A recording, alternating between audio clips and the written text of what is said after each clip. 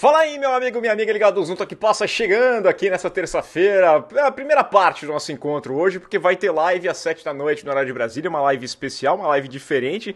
Não sei se vai dar certo, mas vamos tentar aqui.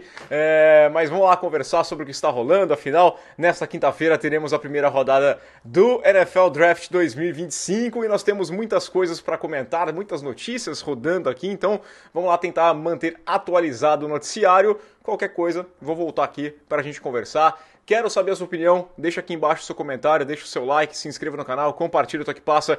Se puder colaborar um pouco mais, faça parte do nosso Clube Amigo Ligado, tem vantagem, inclusive, para participar hoje até na nossa live aqui, pode rolar. Se inscreva, compartilhe e você colabora, né? Fazendo parte do Amigo Ligado, você ajuda para que a gente mantenha esse trabalho vivo, parte fundamental aqui para o Toque Passa seguir existindo. Vamos nessa então, vai? Roda a vinheta.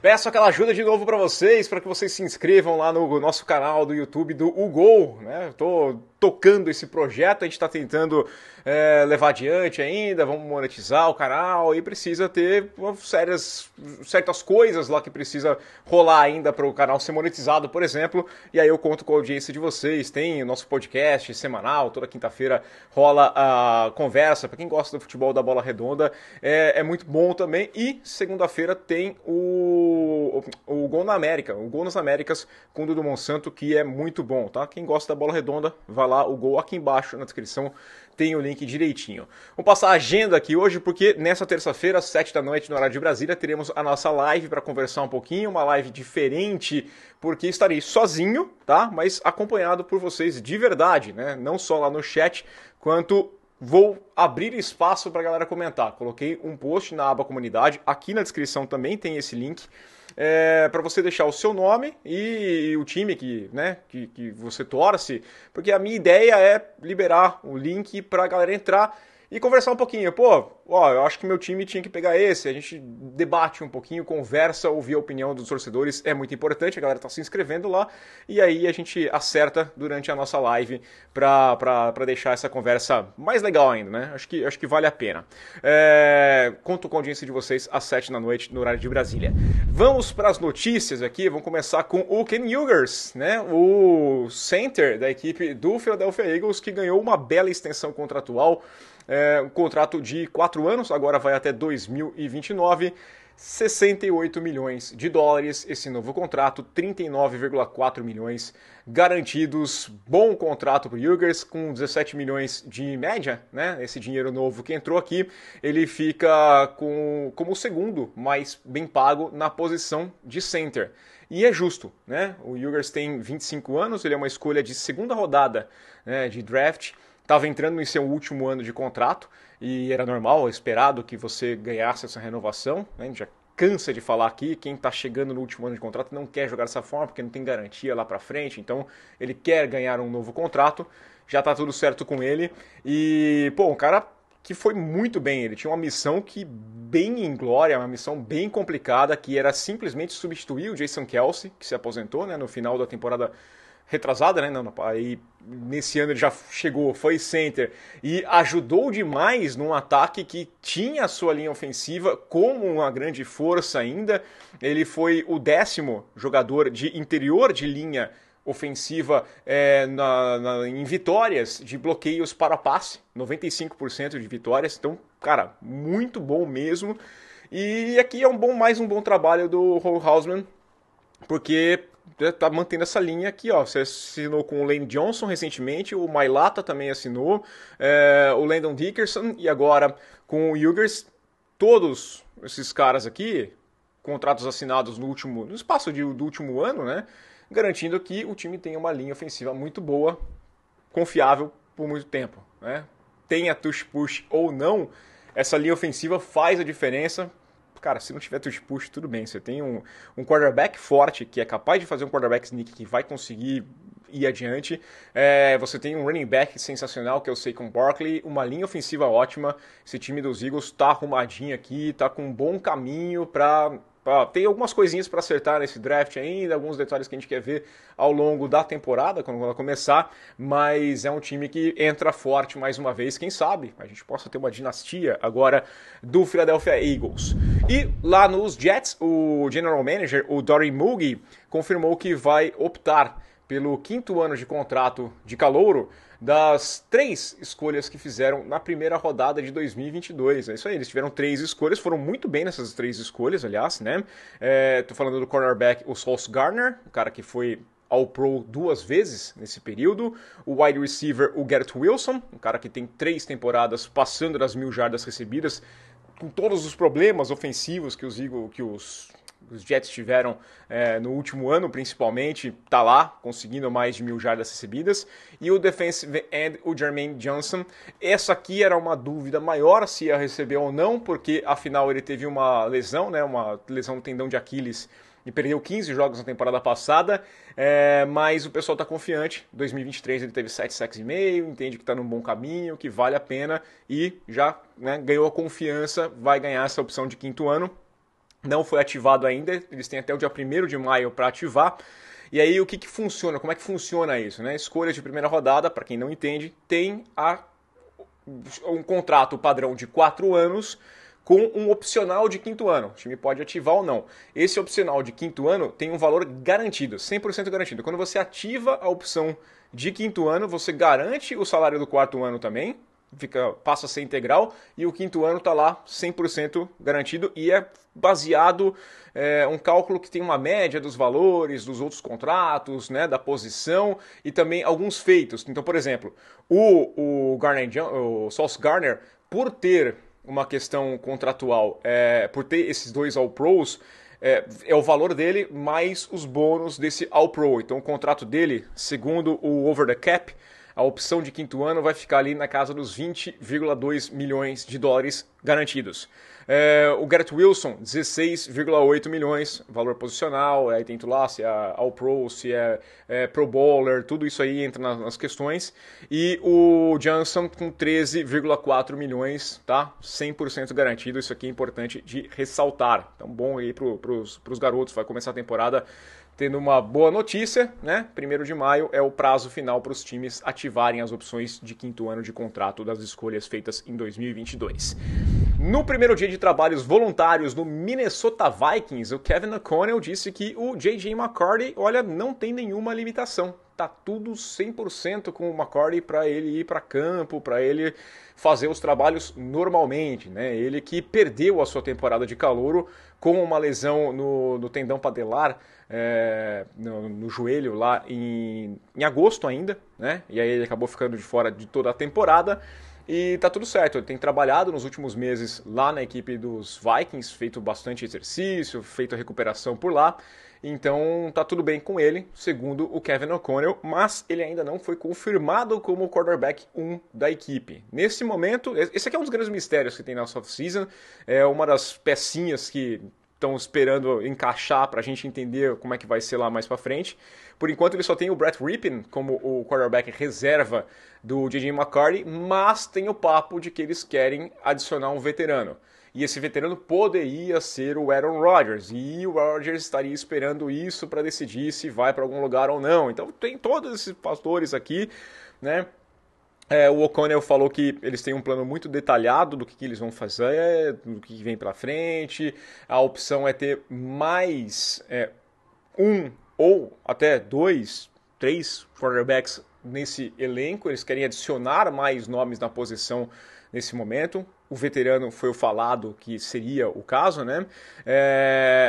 O que pode estar acontecendo na equipe dos Vikings, essa demora para decidir, é com relação ao cálculo, aquela fórmula de compensação, né? Existe um deadline. Depois agora do draft, tem um deadline que é um momento em que para de contar ali. Então, se você assinar com alguém ali, um free agent depois daquilo ali, não vai entrar na conta daquela história da compensação das picks que você pode ganhar, das perdas que você tem, de quem que entra. Então, talvez contratar um veterano seria mais interessante depois desse prazo para não afetar uma possível pick que você receba lá para o próximo draft, né?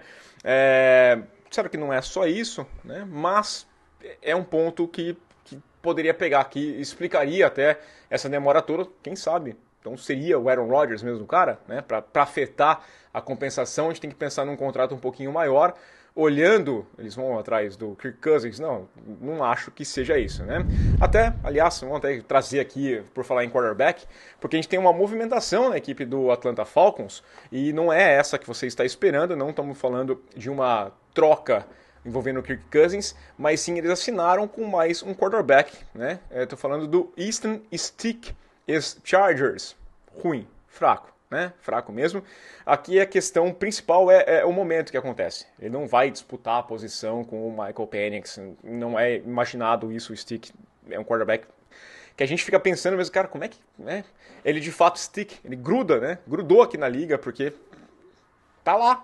Que maravilha essa profissão. Você é um quarterback ruim e fica rodando. É um bom agente, tá ganhando dinheiro. O cara tá ganhando um bom dinheiro, né, para ser um quarterback ruim na NFL. Mas os Falcons começam hoje o programa da off-season e é esperado que o Kirk Cousins não apareça. Todo mundo entende que isso vai acontecer porque é voluntário, ele já falou que também não está a fim de jogar ele quer jogar em outro lugar, ele quer ser titular, ele quer jogar na NFL nesses últimos anos que lhe restam ainda, então ele quer ser trocado. Aí fica essa coisa. Teremos um movimento com relação ao Cousins nas próximas horas, nos próximos dias aqui, durante o draft, quem sabe tenha uma troca, né? O que vai acontecer com Kirk Cousins? Ou então, eles estão afim só de juntar todos os nomes possíveis com duplo sentido, né? Porque, além do Michael Penix, eles querem aumentar o número de piadas, porque stick também é taco, né? É um walkie stick, né? É um taco, é um bastão, é uma vara, e aí você tem o Michael Penix, um Penix stick, então, que dupla interessante, né? O seu grupo tá bem legal, justamente no time que tem esse kicker. Então, talvez seja uma fascinação da equipe dos Falcons. Agora, vamos lá, vamos tentar falar um pouquinho mais sério, vou tentar fazer algumas previsões pro draft. Eu não vou me alongar demais, é um vídeo um pouquinho mais curto. Tem um vídeo de ontem que foi legal também, tem gente que não assistiu, porque era feriado no Brasil também. Mas eu quero falar que a gente nunca chegou tão perto de ter um draft sem trocas, né?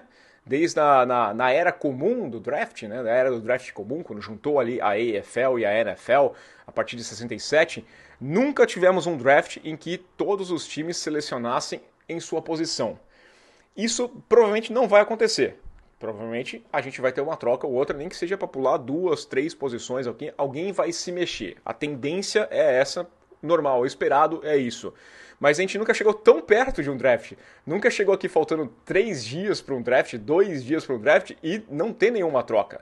E uma forma de explicar isso é justamente um dos pontos que o pessoal vem me criticando por ter essas dúvidas todas, por exemplo, sobre o Shedeur Sanders, sobre o Dart.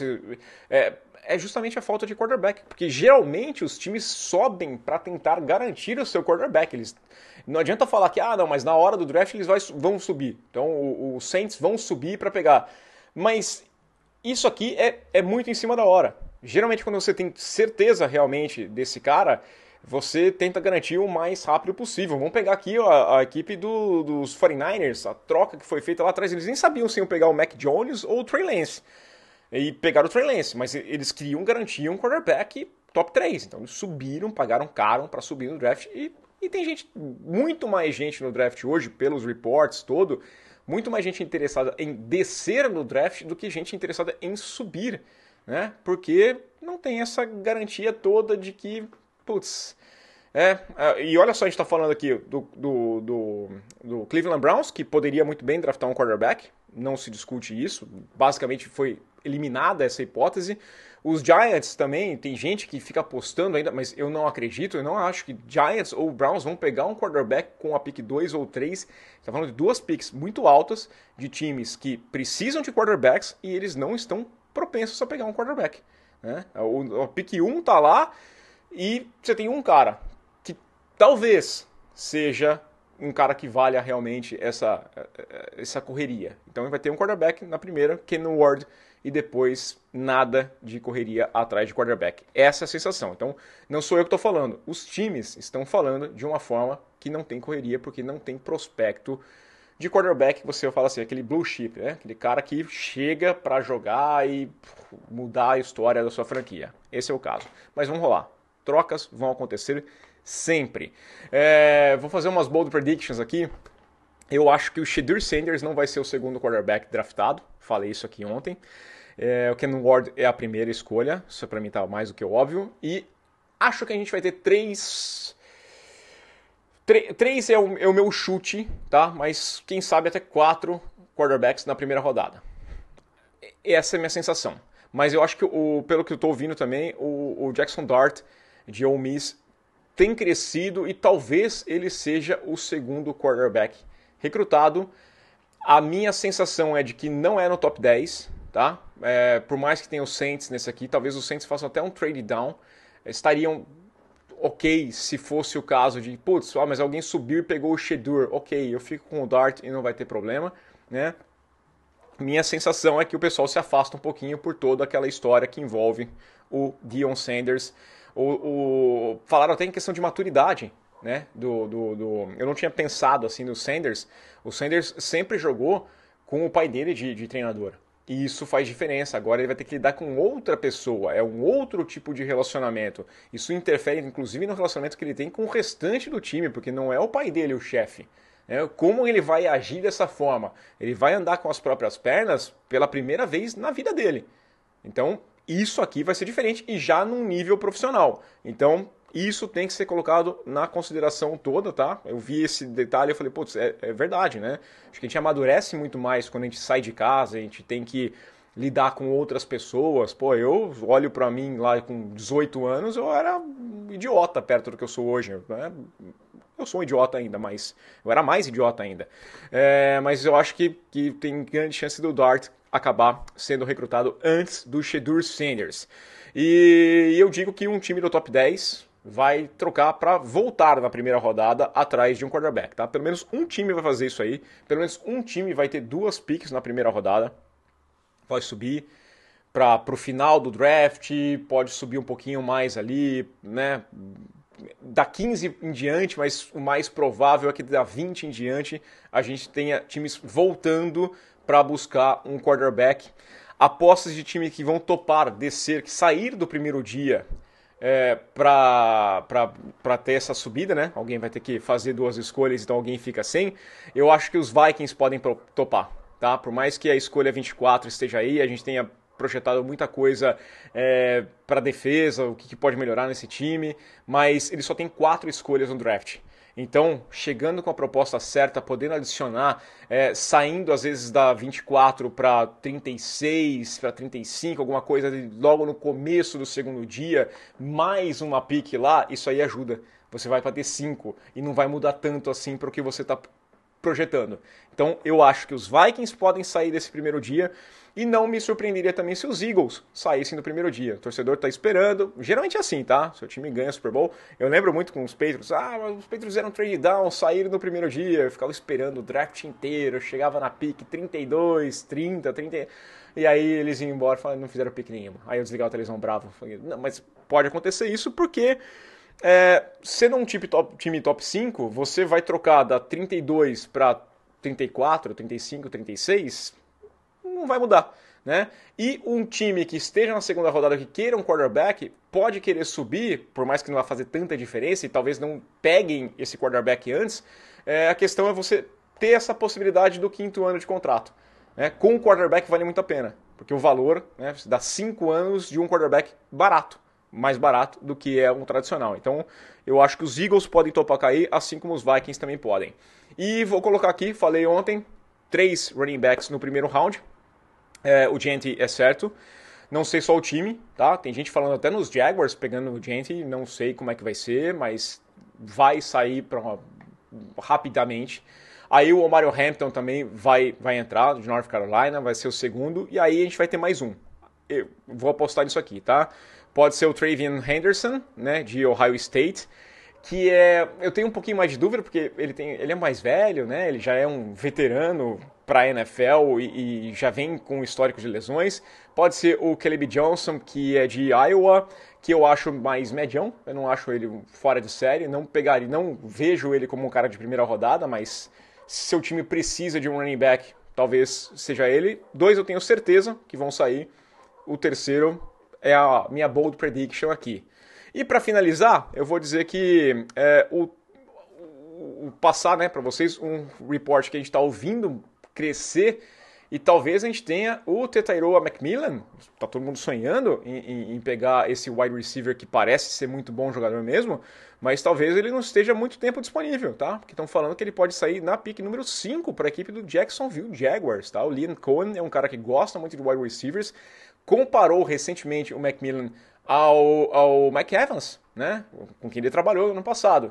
Então, veria essa possibilidade do McMillan encaixar ali, você colocar um jogador tão confiável, se você acredita que ele é tão bom assim.